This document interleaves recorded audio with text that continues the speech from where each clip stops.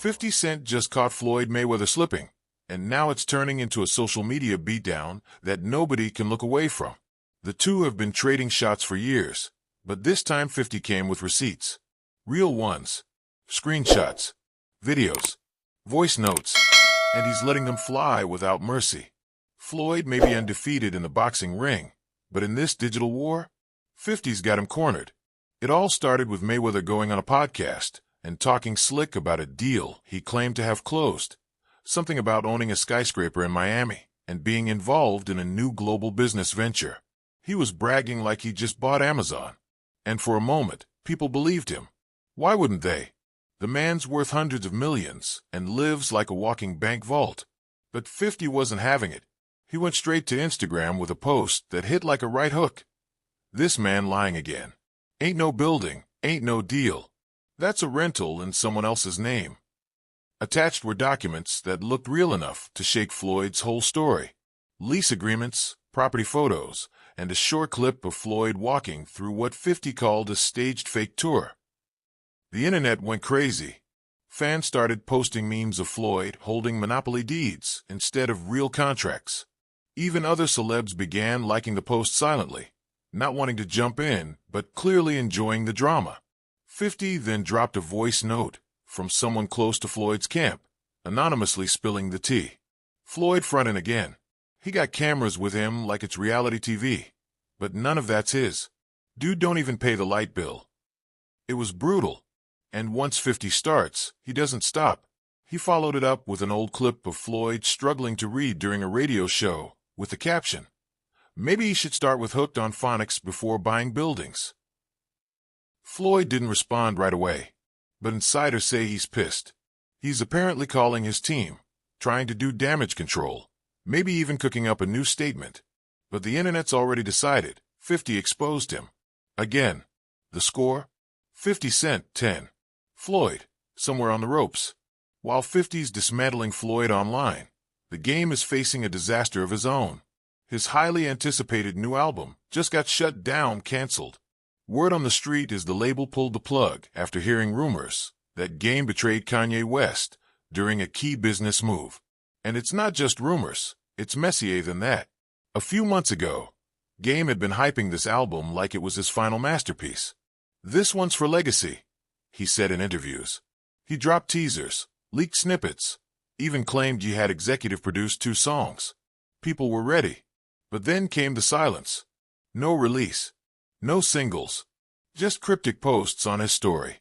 That's when fans started digging, and what they found was wild.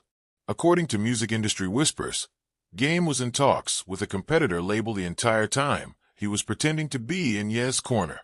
He allegedly sold a track he helped create to another artist behind his back.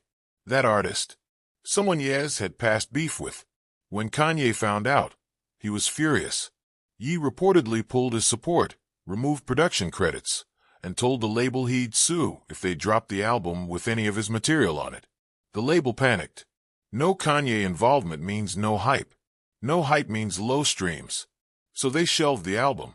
Game tried to fix it, even offered to rework the tracks. But the damage was done. The story leaked. Now everyone's calling him a snake, saying he bit the hand that fed him. Fans are divided. Some say it's typical industry business. Others feel betrayed. After all, Kanye gave Game a shot when others wouldn't. That Easy track they did together, that was a moment. And now it looks like it was all fake love. Game hasn't gone silent, though. He's back on Instagram, posting photos with cryptic captions like, "Real ones always bounce back," and "Trust no one but your pen." Something he's plotting a new mixtape without any features, just raw game. But let's be real, without Kanye's cosign, that climb back up is looking steep. While the rap world's burning with betrayal and clapbacks, a whole different storm is brewing in the Caribbean. Dancehall legend Vybz Kartel is reportedly seeking asylum in the United States. Yes, you read that right. The same Vybz who's been locked up in Jamaica since 2011 on a murder conviction is now allegedly making moves to get out of the country and start over on U.S. soil. And the story behind it is nothing short of insane. First off, Vybz has been claiming his innocence for years. His legal team has fought case after case, trying to prove that the evidence used against him was flawed or tampered with.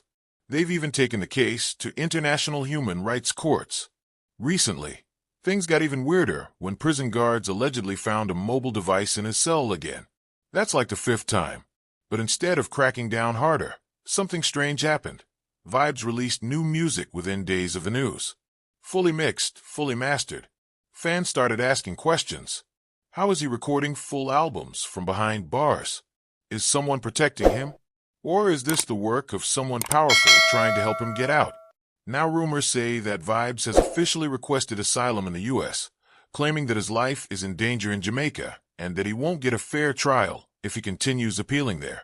His legal team is supposedly reaching out to American attorneys, pushing to get him transferred based on political persecution and corruption in the Jamaican justice system.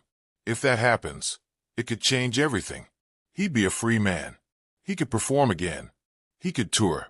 He could finally reclaim his throne in dancehall music, where he's still treated like royalty even from a prison cell. But there's one problem. Will the U.S. actually take him? That's still up in the air. It would be the first time a high-profile artist convicted of murder tried to flip the script like this. And you can bet it'll be controversial. Some fans say free world boss no matter what. Others are like, if he's guilty, let him stay. But there's no denying that his influence in dancehall has never faded. Even in jail, he's more relevant than half the artists outside. The music world right now feels like an unpredictable TV show where every character has their own plot twist. 50 Cent is still playing the internet like a chessboard, always one step ahead, dragging Floyd's name through the mud for sport. Game is fumbling the bag in real time, turning what could have been a triumphant comeback into a betrayal saga. And Vybz Kartel might be turning prison bars into a stepping stone to American soil and a second shot at glory. These stories aren't just entertainment. They're raw, messy, and real. They remind us that fame doesn't protect you from bad choices. It just puts your mistakes on a bigger stage. And in this era of leaks, lives, and likes, nobody's safe.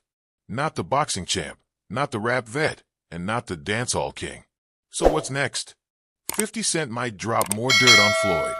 Game might try to save face with a surprise EP. Vybz might actually walk free and land in New York with a mic in one hand and a visa in the other. One thing's for sure, this isn't the end of the drama. It's only the beginning of the next episode.